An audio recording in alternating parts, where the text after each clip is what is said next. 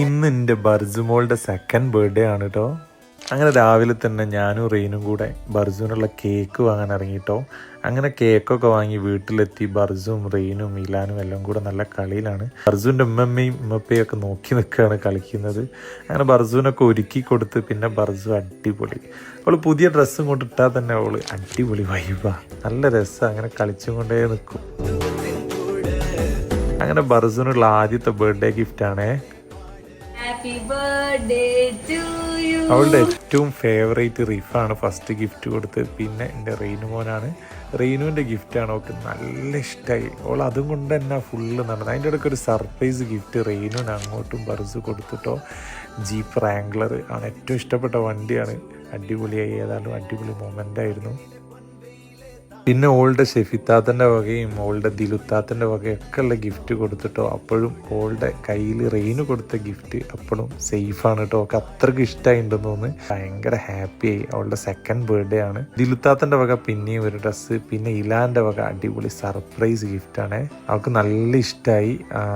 ബാഗൊക്കെ അവൾ ഇങ്ങനെ ഇട്ട് കൊടുക്കാനൊക്കെ പറഞ്ഞു.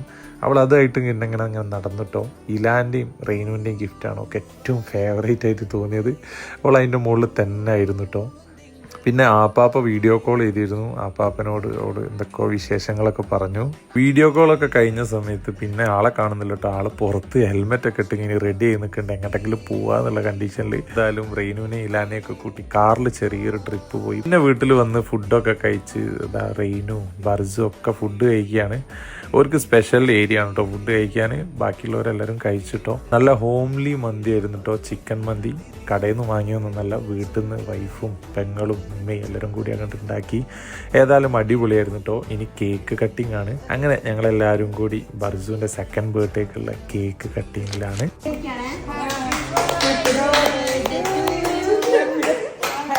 ആദ്യം തന്നെ റെയിനു ബർജുവിന് കേക്ക് കൈമാറി. അതിനുശേഷം ബർജു റെയിനുവിനും കൊടുത്തു. ഭയങ്കര ഹാപ്പി ആയിട്ടുള്ള ഒരു മൊമെൻ്റ് ആയിരുന്നു കേട്ടോ അത്. മാഷാ അല്ലാഹ്. അങ്ങനെ ബർജു ഇതൊക്കെ കഴിഞ്ഞതിന് ശേഷം കേക്കൊന്ന് സ്വന്തമൊക്കെ കഴിച്ച് അങ്ങനെ അവളുടെ ബർത്ത്ഡേ കഴിഞ്ഞ് കളിച്ച് ലാസ്റ്റ് തൊട്ടിലേക്ക് പോയി കിടന്നുറങ്ങാൻ കേട്ടോ. പാവം. അങ്ങനെയൊക്കെയാണ്. മാഷാ അല്ലാഹ്. 2 വയസ്സായി ബർജുവിന്. പിന്നെ എന്തൊക്കെയാണെന്ന് വേണ്ടിയില്ല, ഫോളോ ചെയ്ത് അങ്ങോട്ട് പോയിക്കോളി.